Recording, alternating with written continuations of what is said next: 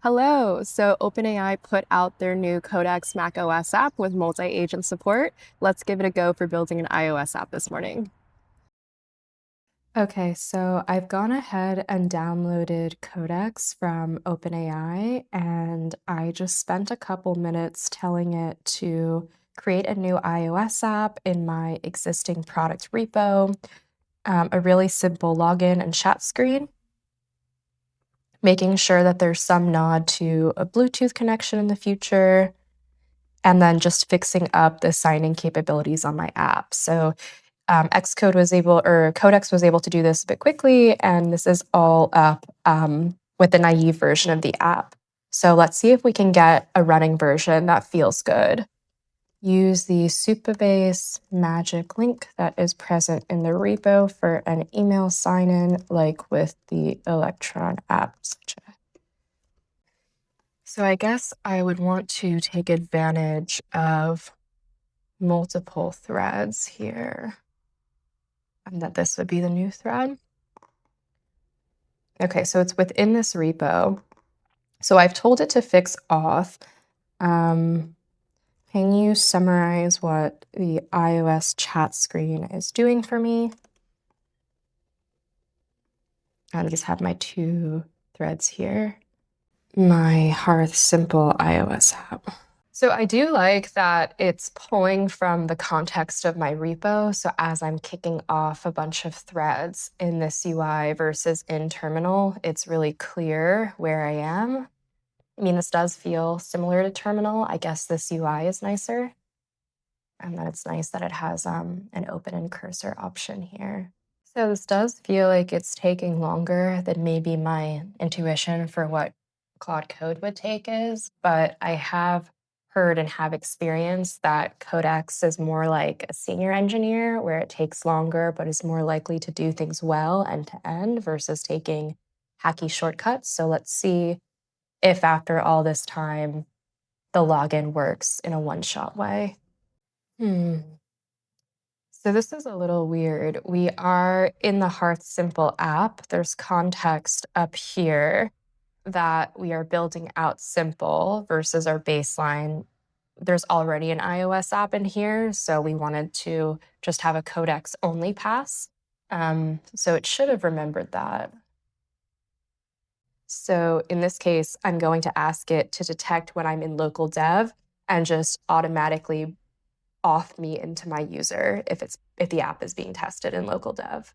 So my hope here is that Codex does this and we are able to just see the chat screen it put up, and then I would test out auth with my actual device connected via USB-C and more easily go to my email from my iPhone physically versus on the simulator.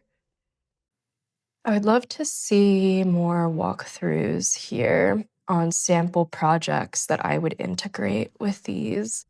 Like, I would actually love to see dev broken out by categories. Like, if there was any integration that lends itself well to like Xcode or iOS dev, I'd want to see that, and it's not obvious to me here.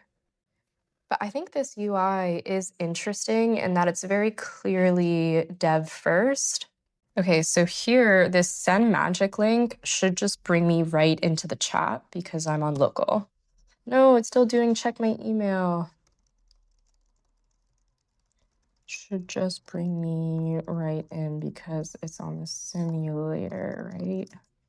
I think I saw Dan Shipper say that Xcode felt more like a senior engineer when you put it within a legacy system, and Claude Code still felt better for a new project or vibe coding. Maybe that's my sense here. I feel like there's more hand-holding than I would like around, for example, like it should be straightforward. I'm gonna rebuild the app. It should be straightforward to like have this button bring me into the auth version of this. Yeah, see, I don't know why it's still going there. Can you inspect what's wrong? Our base URL should be localhost 3. Send magic link should just bring me into the app, right? No, why does it still want me to go to my email?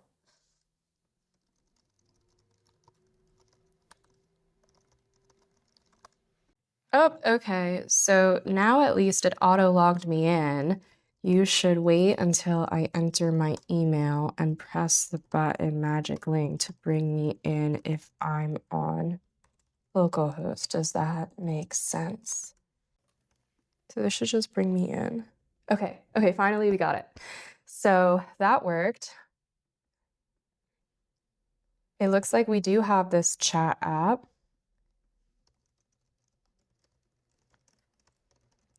And so again, Codex put this app together from scratch completely.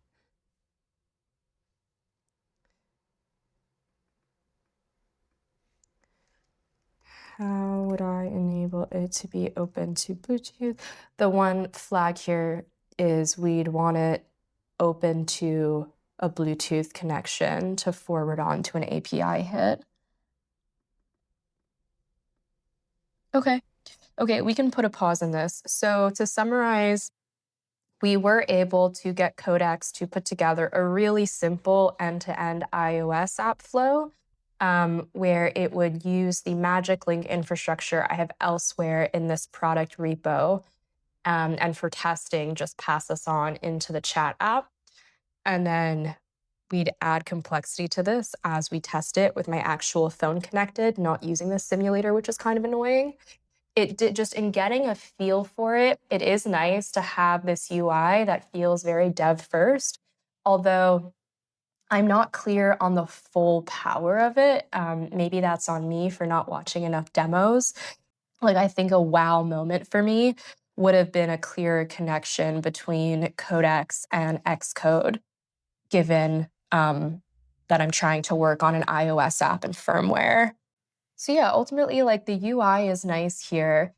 We were able to get the iOS app up in a really simple way. It did take me a bit of handholding to bypass auth for local dev. I'm surprised I didn't get that right away. Um, but yeah, we'll see. I think I'm still curious to see like what the killer use case is within this UI. Or maybe our issue is that we were starting a new iOS app to compare it to versus using the other one that's built out. I just wanted a sense for what is only Codex versus what was already influenced by other agent coding systems. Okay, well, thanks for watching, and hopefully this gave folks maybe an idea of what it might be like to get started with Codex and the iOS app.